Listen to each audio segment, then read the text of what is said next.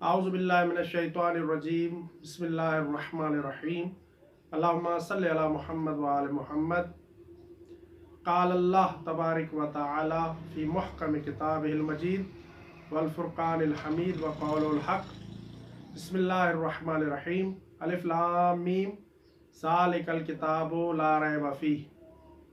अज़ीज़ान मोहतरम, अल्लाह रब्बुल इज़्ज़त ने इंसान की हिदायत के लिए 1,24,000 अम्बिया किराम को मबूस रिसालत फरमाया और 1,24,000 नबी इंसान की हिदायत के लिए इस सरजमीन पर आए और मुख्तलिफ अदवार में इंसान की हिदायत करते रहे। अल्लाह ताला ने अपने नबियों को किताबें भी दी, सहीफ़े भी दिए कि जिन किताबों के ज़रिए से अल्लाह के नबी इंसानों को अल्लाह की राह की तरफ हिदायत करते थे।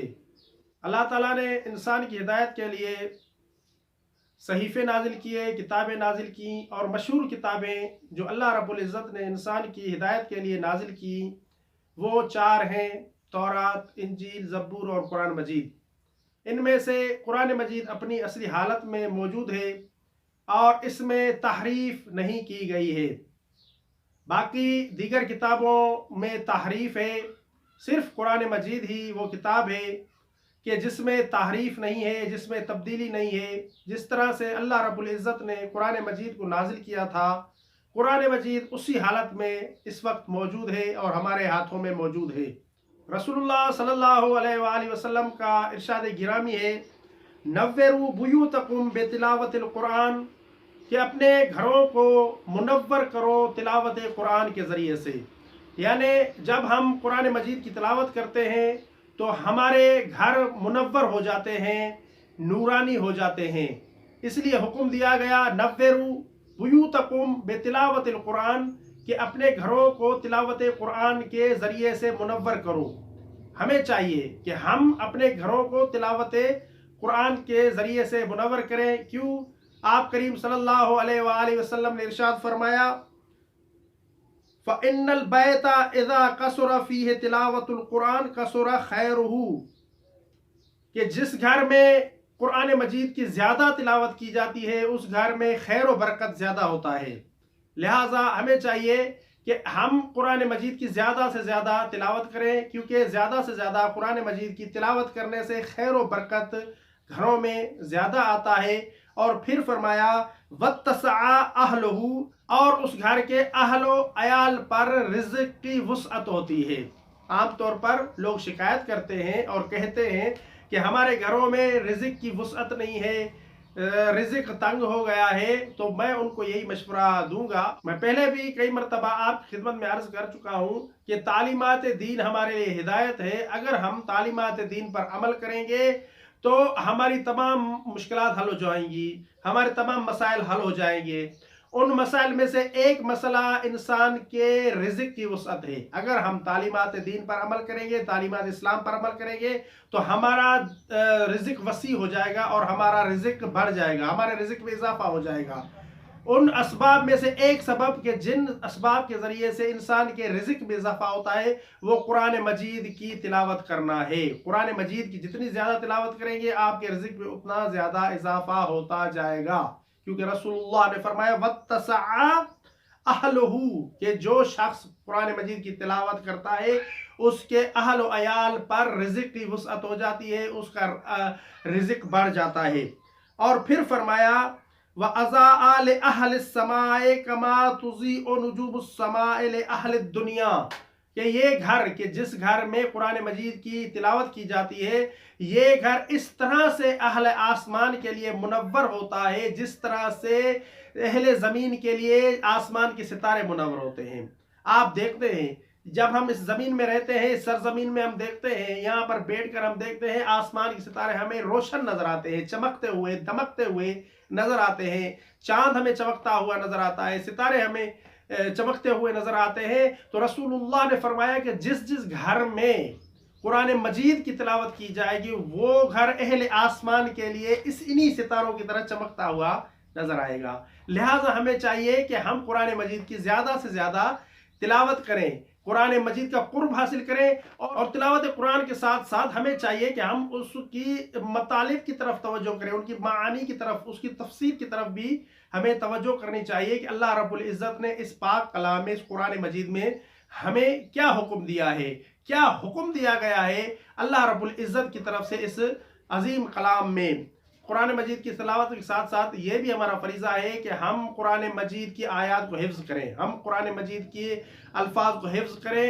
हिफ्ज़ करने के साथ साथ जो जो आयत हम हिफ्ज़ करें उन पर अमल भी करना ज़रूरी है। हिफ्ज़ करने की अपनी फजीलत है, हिफ्ज़ करना बहुत फजीलत रखता है जाने मोहतरम। बाज़ औक़ात कुछ लोग ये पूछते हैं या ये ख्याल करते हैं कि हिफ्ज़ करने की कोई भी फजीलत नहीं है, कोई भी मकाम नहीं, कोई रुतबा नहीं है। ऐसा नहीं है, बल्कि कुरान मजीद हिफ्ज़ करने की अपनी एक फजीलत है। इस सिलसिले में मौला इमाम सादिक आल मोहम्मद अलैहिस्सलातु वस्सलाम इरशाद फरमाते हैं, अल हाफिज़ु लिल कुरान अल आमिलु बिही मअस सफरतिल किरामिल बरारा। वो हाफिज कुरान जो इस कुरान पर अमल भी करता हो। यहाँ पर इमाम जाफर सादिक अलैहिस्सलातु वस्सलाम ने इस बात की तरफ भी इशारा किया है कि हाफिज होना काफी नहीं है, बल्कि हाफिज होने के साथ साथ कुरान मजीद की आयत पर अमल करना भी जरूरी है। आयत कुरान पर अमल करना भी इंसान की जिम्मेदारी है। मौला फरमाते हैं, अल हाफिज़ु लिल कुरान अल आमिलु बिही, हाफिज कुरान जो इस कुरान पर अमल भी करता हो, मअस सफरतिल किरामिल बररते, नेकूकार पैगंबरों के साथ मशहूर होगा। जो हाफिज कुरान भी है और कुरान मजीद पर अमल भी करता है, ऐसा शख्स जो हाफिज कुरान भी हो और कुरान मजीद पर अमल भी करता हो, वो नेकूकार और नेक पैगंबरों के साथ, अंबिया किराम के साथ बरोज़ महशर मशहूर होगा। तो हाफिज़ान कुरान को चाहिए कि जितना हो सके कुरान मजीद की आयत पर अमल करें, कुरान मजीद के अल्फाज पर अमल करें। जो अहकामात बयान किए गए हैं इस पाक कलाम में, उन अहकामात पर अमल करना भी ज़रूरी है। सिर्फ हाफिज़ान कुरान के लिए ही नहीं, बल्कि हमारी भी ये जिम्मेदारी है कि हम भी कुरान मजीद के अल्फाज पर अमल करें, कुरान मजीद के अहकामात पर अमल करें। तो अज़ीज़ान मोहतरम, इतनी फजीलत है कुरान मजीद पढ़ने की, कुरान मजीद की तिलावत करने की। यहाँ तक कि रसूलुल्लाह सल्लल्लाहु अलैहि वसल्लम ने एक और हदीस में इरशाद फरमाया, अना अव्वलु वाफिदिन अलल अजीजिल जब्बार यौमल क़ियामत, क़यामत के दिन सबसे पहले अल्लाह रब्बुल इज़्ज़त की खिदमत में मैं हाजिर होऊंगा। सबसे पहले रसूलुल्लाह सल्लल्लाहु अलैहि वसल्लम क़यामत के दिन अल्लाह रब्बुल इज़्ज़त की बारगाह में हाजिर होंगे। और फिर फरमाया, व किताबुहु व अहलु बैती सुम्मा उम्मती, उसके बाद अल्लाह की किताब आएगी, ये कुरान मजीद जो कि हमारे पास इस वक्त मौजूद है। ये कुरान मजीद उसके बाद रसूलुल्लाह के तशरीफ लाने के बाद बारगाह इलाही में हाजिर होगा। और फिर फरमाया अहल बैती, उसके बाद मेरे अहल बैत आएंगे, सुम्मा उम्मती, उसके बाद मेरी उम्मत आएगी। सिलसिलेवार अल्लाह रब्बुल इज़्ज़त की बारगाह में सबसे पहले रसूलुल्लाह सल्लल्लाहु अलैहि वसल्लम हाजिर होंगे, उसके बाद कुरान किताब इलाही हाजिर होगी, और फिर अहल बैत अत्तहार अलैहिमुस्सलातु वस्सलाम, और फिर उम्मत मोहम्मदी सल्लल्लाहु अलैहि वसल्लम हाजिर होगी। और फिर हदीस में रसूलुल्लाह ने फरमाया, सुम्मा अस्अलुकुम मा फ़अलतुम बिकिताबिल्लाह व बिअहल बैती, फिर मैं तुमसे सवाल करूंगा कि तुम लोगों ने किताबुल्लाह और मेरी अहल बैत के साथ क्या सलूक किया था। किताबुल्लाह, अल्लाह की किताब कुरान मजीद के साथ, और मेरे अहल बैत अलैहिमुस्सलातु वस्सलाम के साथ तुम लोगों ने क्या सलूक किया था, मैं क़यामत के दिन तुमसे पूछूंगा। तो इसीलिए अज़ीज़ान मोहतरम, कुरान मजीद पर अमल करें, कुरान मजीद की तिलावत करें, क्योंकि इस कुरान मजीद के बारे में क़यामत के दिन रसूलुल्लाह हमसे पूछेंगे कि हमने कुरान मजीद के साथ क्या किया था, कि जो कुरान मजीद अल्लाह रब्बुल इज़्ज़त ने अपने प्यारे नबी हज़रत मोहम्मद मुस्तफ़ा सल्लल्लाहु अलैहि वसल्लम के ज़रिए से हमारे पास भेजा, हमारी तरफ भेजा। और फिर आपने फरमाया, दूसरा सवाल मैं तुमसे यह पूछूंगा कि तुमने मेरे अहले बैत के साथ क्या सलूक किया। सिर्फ कुरान मजीद के बारे में रसूलुल्लाह नहीं पूछेंगे, बल्कि बेकिताबिल्लाह व बे अहले बैती, किताब खुदा के बारे में भी सवाल करेंगे, और अपने अहले बैत अलैहिमुस्सलातु वस्सलाम के बारे में भी सवाल करेंगे कि हमने उम्मत मुसलमान अहले बैत रसूल के साथ क्या सलूक किया। सब जानते हैं कि उम्मत मुसलमान अहल बैत रसूल सल्लल्लाहु अलैहि वसल्लम के साथ क्या सलूक किया। किसी को जहर देकर शहीद किया, किसी को उसका हक न दिया गया, किसी को करबला में शहीद किया गया, और किसी को कैदी बनाया गया। अहल बैत अलैहिस्सलातु वस्सलाम के साथ उम्मत मुसलमान ने यह सलूक किया। और रसूलुल्लाह पहले फरमा गए थे कि क़यामत के दिन मैं तुमसे अहल बैत के बारे में पूछूंगा, कुरान के बारे में पूछूंगा, क्योंकि यही दो चीजें हैं कि जो रसूलुल्लाह सल्लल्लाहु अलैहि वसल्लम उम्मत मुसलमान के दरमियान में छोड़ गए। आपने इरशाद फरमाया, मशहूर फरमान, इन्नी तारिकुम फीकुम सकलैन किताबुल्लाह व इतरत अहल बैती, मैं तुम्हारे दरमियान दो कीमती चीजें छोड़कर जा रहा हूं। पहली किताबुल्लाह, अल्लाह का कलाम, किताब खुदा कुरान मजीद, व अहल बैती, और दूसरी चीज जो रसूलुल्लाह सल्लल्लाहु अलैहि वसल्लम छोड़ कर गए हैं वो अहल बैत रसूल सल्लल्लाहु अलैहि वसल्लम, रसूलुल्लाह के अहल खाना, रसूलुल्लाह के अहल बैत।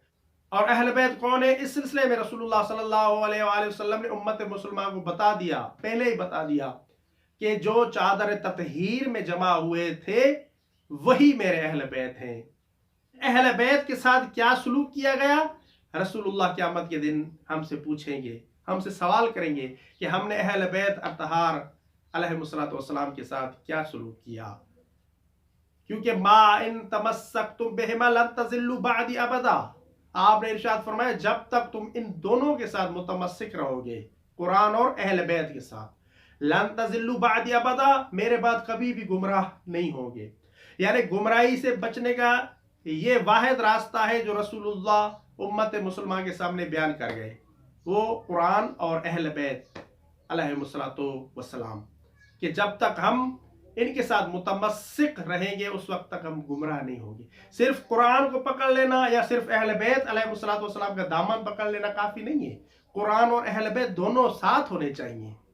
बाज लोग कहते हैं कि हम कुरान मजीद पढ़ते हैं, हम कुरान मजीद की तिलावत करते हैं, हमारा क्या जाए अहल बैत के साथ। ऐसे लोग भी कामयाब नहीं है, कामयाब वो हैं जो कुरान और अहल बैत दोनों का दामन पकड़ लें, वही लोग कामयाब है अज़ीज़ान मोहतरम।